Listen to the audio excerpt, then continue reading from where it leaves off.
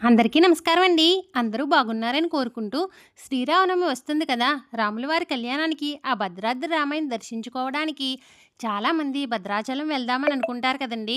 మీరు భద్రాచలం వెళ్ళడానికి ముందుగా ముఖ్యంగా బస్ టికెట్స్ రిజర్వేషన్ చేయించుకొని వెళ్ళండి. ఎందుకంటే మేము బస్సు గురించి చాలా ఇబ్బంది పడ్డామండోయ్. ప్రతి 2, 3 గంటలకి ఒక బస్ ఉంటుంది కదా అని రిజర్వేషన్ చేయించుకోకుండా రాజమండ్రి బస్ స్టాండ్‌కి వెళ్ళి నైట్ అంతా బస్ స్టాండ్‌లో దోమల మధ్య నిద్ర లేకుండా ఉన్నామండి. బస్సు ప్రతి 2 గంటలకి ఒక బస్సు వచ్చిందండి. కానీ ఏ ఒక్క బస్సు ఒక్క సీట్ కూడా ఖాళీ లేదండోయ్. వేరే దారి లేక రాత్రంతా బస్ స్టాండ్‌లో ఉండి తెల్లవారుజామున వచ్చిన బస్ సీట్స్ ఖాళీ లేవని చెప్పినా ఎక్కువ డబ్బులు ఇచ్చి డ్రైవర్ పక్కన కూర్చుని రాజమండ్రి నుంచి భద్రాచలం వెళ్ళామండి. మీరంతా అలా ఇబ్బంది పడకూడదని ముందుగా చెప్తున్నానండి.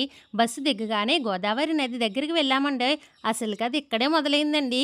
గోదావరి దగ్గరికి వెళ్ళగానే వాష్‌రూమ్స్ ఎక్కడ ఉన్నాయని చూసాము.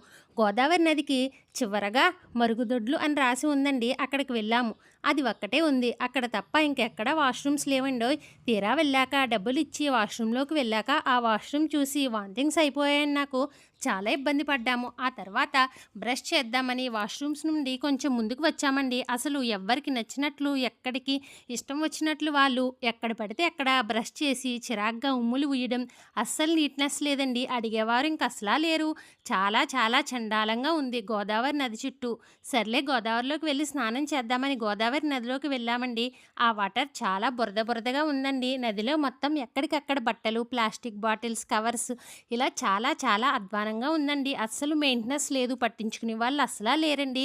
ఏదోలాగా స్నానం చేసి రెడీ అవ్వి టెంపుల్ దగ్గరికి వెళ్ళి క్యూ లైన్‌లో 2 గంటల నుంచుని ఆ భద్రాద్రి రామాయణ్ దర్శించుకున్నామండి.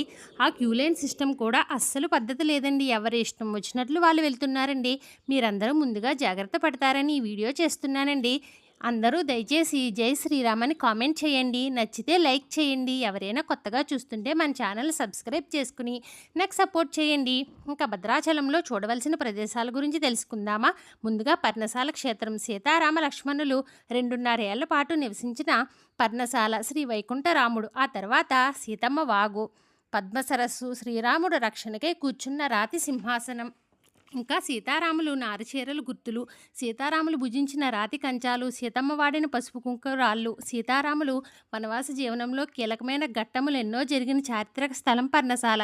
ఇంకా మాయావి దుష్టరావణుడు సీతమ్మ తల్లిని అపహరించిన చోటు, శూర్పణఖ ముక్కు చెవులు కోసిన చోటు, సీతమ్మ కోరికై శ్రీరాముడు మాయలేడిని వెంబడించిన చోటు, శ్రీ భద్రాచల క్షేత్ర ఆవిర్భావానికి అంకురార్పణ జరిగిన అద్భుత స్థలం ఈ పర్ణశాల. ఇవన్నీ దర్శించుకొని మీరందరూ ఆనందంగా ఆరోగ్యంగా ఉండాలని కోరుకుంటున్నానండి. దయచేసి ప్రతి ఒక్కరూ మన ఛానల్ సబ్స్క్రైబ్ చేసుకుని లైక్ చేయండి. తప్పకుండా ప్రతి ఒక్కరూ జై శ్రీరామ్ అని కామెంట్ చేయడం మర్చిపోకండి.